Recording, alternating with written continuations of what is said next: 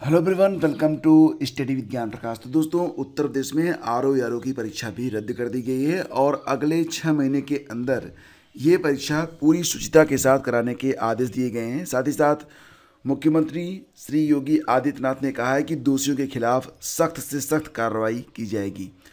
तो यहाँ आप तस्वीरें देख रहे होंगे, आयोग के सामने कल यानी कि 12 फरवरी को बिल्कुल एग्ज़ाम को कैंसिल करवाने के लिए जो अभ्यर्थी थे वो धरना प्रदर्शन कर रहे थे। शाम 6 बजे के बाद अचानक प्रदर्शन में बैठे, धरनास्थल पर बैठे जो अभ्यर्थी थे उनकी मोबाइल बजने लगती है और उन्हें ये जानकारी प्राप्त होती है कि आरओ की परीक्षा शासन स्तर से निरस्त कर दी गई है, रद्द कर दी गई है। और इसकी जो जानकारी है वो सबसे पहले एक्स हैंडल यानी कि ट्विटर हैंडल पर आई थी। आप लोगों ने भी देखा होगा कि योगी आदित्यनाथ जी, जो कि उत्तर प्रदेश के मुख्यमंत्री हैं, उन्होंने ट्वीट करके ये जानकारी दी कि उत्तर प्रदेश लोक सेवा आयोग द्वारा 11 फरवरी 2024 को आयोजित समीक्षा अधिकारी, सहायक समीक्षा अधिकारी प्रारंभिक परीक्षा 2023 को निरस्त करने और आगामी 6 माह में इसे पुनः कराने के आदेश दिए गए हैं। परीक्षा की शुचिता से खिलवाड़ करने वालों को किसी भी दशा में बख्शा नहीं जाएगा। और ये भी कहा कि युवाओं के भविष्य के साथ जो लोग खिलवाड़ कर रहे हैं उनको ऐसी सज़ा दिलाएंगे जो नज़ीर बनेगी।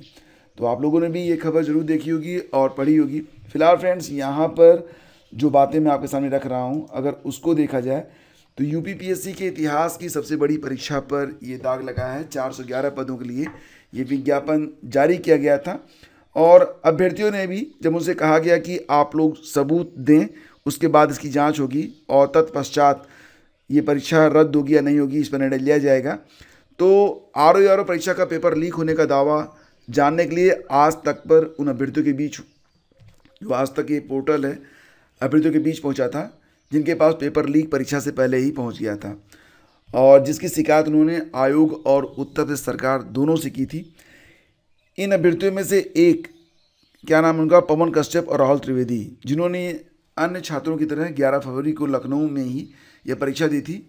पवन का कहना था कि जैसे ही वे अपनी पहली शिफ्ट की परीक्षा देकर बाहर निकले तो उनके मोबाइल पर कैम स्कैनर के जरिए स्कैन किया हुआ एक पीडीएफ पहुंचता है जिसमें पहली शिफ्ट के जीएस के साथ साथ हिंदी का भी पेपर था जो दोपहर 2:30 बजे से होना था।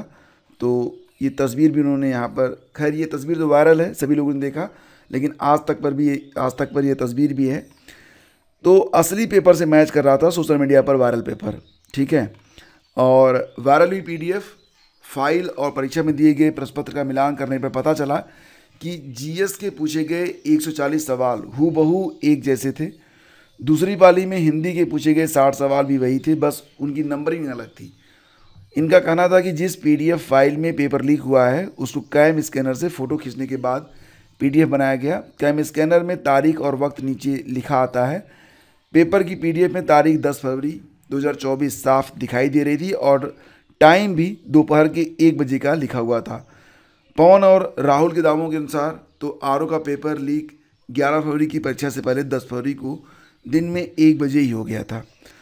दोस्तों, यहाँ पर जो उम्मीदवार थे उन्होंने शपथ पत्र लगाकर और भी कई तरीके से आयोग को, साथ ही साथ शासन को पेपर लीक के सबूत दिए थे और इसके बाद एक बड़ा निर्णय लिया गया और आज के सभी अखबारों में ये खबर प्रकाशित हुई है। योगी आदित्यनाथ जी का जो ट्विटर हैंडल है उस पर भी ये खबर आ चुकी है कि अब ये जो आरओ की परीक्षा होगी ये रद्द हो चुकी है और 6 माह में इसकी दोबारा से परीक्षा करवाई जाएगी।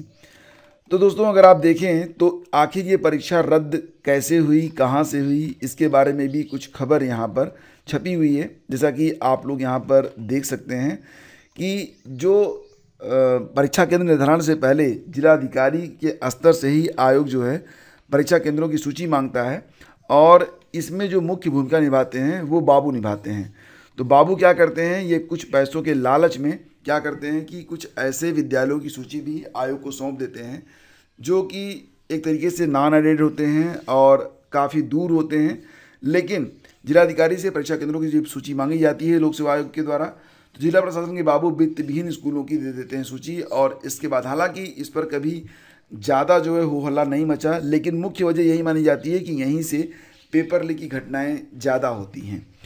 उत्तर प्रदेश लोक सेवा आयोग अपनी भर्ती परीक्षाओं के लिए जब ये सूची मांगता है तो कई बार केंद्र निर्धारित करने वाले बाबुओं पर लेन देन कर ऐसे स्कूलों को केंद्र बनाने के आरोप लगते रहे हैं। लेकिन इस गड़बड़ी को दूर करने के लिए कभी कोई ठोस कार्रवाई नहीं की गई। और जानकारों की माने तो पेपर लीक के 90% से अधिक मामले ऐसे ही जो परीक्षा केंद्र होते हैं वहीं से अंजाम दिए जाते हैं। कुछ रुपयों के लालच में स्कूल प्रबंधक जो होते हैं वो नकल माफियाओं को पेपर भेज देते हैं जो उनका सौदा बेरोजगारों से लाखों में करते हैं। इससे पहले RO 2016 का पेपर भी लीक हुआ था। हालांकि इस बार जो छात्रों ने साक्ष्य उपलब्ध कराए वो उसकी अनदेखी नहीं हो सकती थी और अंततः जो परीक्षा थी ये रद्द हो गई है। क्या कारण रहे तो प्रतियोगी छात्रों की ओर से मिले पेपर लीक के बिल्कुल ठोस सबूत, कार्मिक एवं नियुक्ति विभाग की प्रारंभिक जांच रिपोर्ट, उत्तर प्रदेश लोक सेवा आयोग की रिपोर्ट और संस्तुति, 12 फरवरी से चल रहा प्रतियोगी छात्रों का आंदोलन और सोशल मीडिया पर पेपर लीक को लेकर हो रही किरकिरी। कई सारी वजहें हैं, कई सारे कारण हैं और इसके बाद अंततः अभी जो परीक्षा है ये रद्द कर दी गई है। आगे कठोर कार्रवाई की जाएगी, ऐसा आश्वासन प्रदेश के मुख्यमंत्री योगी आदित्यनाथ जी के द्वारा दिया गया है। दोस्तों, वन दरोगा भर्ती में कुल 1402 अभ्यर्थी अभिलेख परीक्षण के लिए शॉर्टलिस्ट हुए हैं। तो 1402 अभ्यर्थी जो हैं ये इनका डॉक्यूमेंट वेरिफिकेशन किया जाएगा।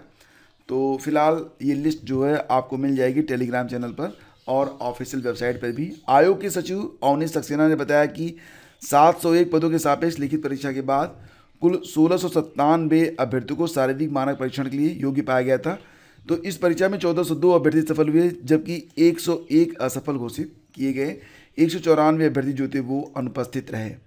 तो ये सूची भी आ चुकी है। और फ्रेंड्स, आपको ये भी बता दें कि इलाहाबाद विश्वविद्यालय में कर्मचारी भर्ती के लिए ऑनलाइन आवेदन की जो प्रक्रिया है ये शुरू हो चुकी है।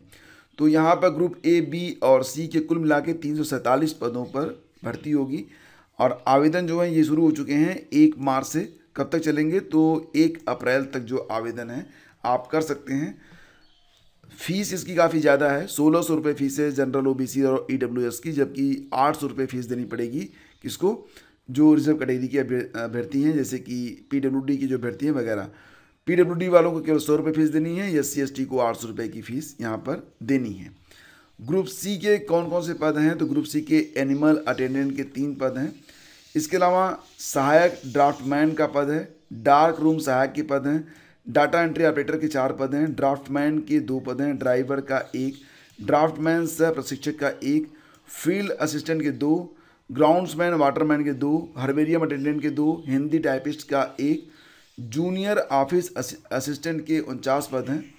तो जूनियर ऑफिस असिस्टेंट के कुल 49 पद, प्रयोगशाला सहायक के 8 पद हैं, पुस्तकालय सहायक के 19 पद हैं, प्रयोगशाला सहायक लेवल 1 के 30 पद, पुस्तकालय सहायक लेवल 1 के 12 पद, मार्क्समैन के 1, MTS के 141 और साथ ही साथ यहाँ पर नर्सिंग ऑफिसर पुरुष के 1 और भी बहुत सारे पद हैं। तो अगर आप आवेदन करना चाहते हैं तो आप ऑफिशियल वेबसाइट पर जाकर आवेदन कर सकते हैं। तो दोस्तों, यही है आज की जो न्यूज़ है, आज के अखबारों में यही खबरें प्रकाशित हुई हैं। सेशन आपको अच्छा लगा है तो लाइक और शेयर जरूर कर दीजिएगा। मिलते हैं आपसे अगले वीडियो में। आगे दीजिए, नमस्कार, जय हिंद।